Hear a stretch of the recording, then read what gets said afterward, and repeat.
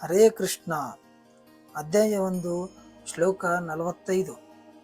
ಈ ಶ್ಲೋಕದಲ್ಲಿ ನಾವು ಕುಲಧರ್ಮಗಳು ನಾಶವಾದವರಾದ ಮನುಷ್ಯರಿಗೆ ಓ ಜನಾರ್ದನ ಕೃಷ್ಣನಲ್ಲಿ ಕೇಳುತ್ತಾನೆ, ನರಕದಲ್ಲೇ ಶಾಶ್ವತವಾದ ವಾಸವಾಗಿರುತ್ತದೆ ಎಂದು ನಾವು ಕೇಳಿದ್ದೇವೆ.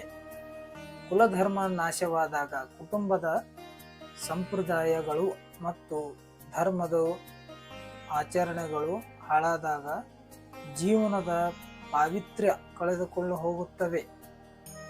ನರಕವಾಸ ಇಂತಹ ಹಲವಾರು ಪಾಪಗಳ ಬೆಲೆಗೆ ಸಿಲುಕಿ ಪರಲೋಕದಲ್ಲಿ ನರಕದಲ್ಲಿ ವಾಸವಿರಬೇಕಾಗುತ್ತದೆ. ಅರ್ಜುನನ ಚಿಂತೆ. ಯುದ್ಧ ಮಾಡುವುದರಿಂದಲೇ ಅನೇಕ ಕುಲಧರ್ಮಗಳ ನಾಶವಾಗುವುದು, ಆದರೆ ಪರಿಣಾಮವಾಗಿ ಪಾಪ ಹೆಚ್ಚಿ ನರಕ ಪ್ರಾಪ್ತಿ ಆಗುವುದು ಎಂದು ಆತಂಕ. ಶ್ಲೋಕವನ್ನು ನೋಡೋಣ ಬನ್ನಿ. ಆದರೂ ನನ್ನನ್ನು ಪ್ರತೀಕಾರ ಮಾಡದ, ಸಂಪೂರ್ಣ ಶಸ್ತ್ರ ಚಿಂತನೆಲ್ಲದ ಶಸ್ತ್ರಧಾರಿಗಳಾದ ಧೃತರಾಷ್ಟ್ರ ಪುತ್ರರು ಯುದ್ಧ ಭೂಮಿಯಲ್ಲಿ ಕೊಲ್ಲಬಹುದು. ಅದು ನನಗೆ ಒಳ್ಳೆಯದು ಆಗುವುದು. ಇದರ ಅನುವಾದ ನೋಡೋಣ ಬನ್ನಿ.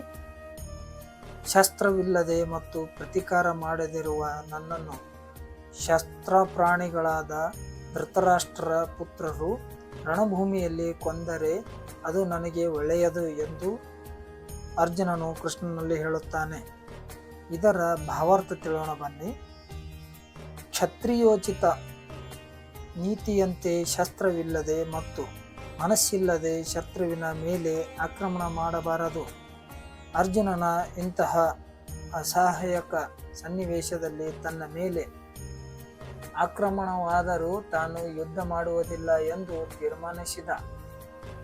ಎದುರು ಪಕ್ಷವು ಎಷ್ಟರ ಮಟ್ಟಿಗೆ ಯುದ್ಧ ಮಾಡಲು ಸಂಕಲ್ಪ ಮಾಡಿದೆ ಎನ್ನುವುದನ್ನು ಆತನಿಗೆ ಪರಿಗಣಿಸಲಿಲ್ಲ.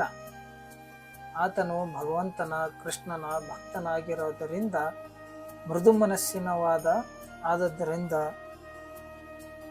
ಕಾಣಿಸಿಕೊಂಡ ಲಕ್ಷಣಗಳು ಇವು.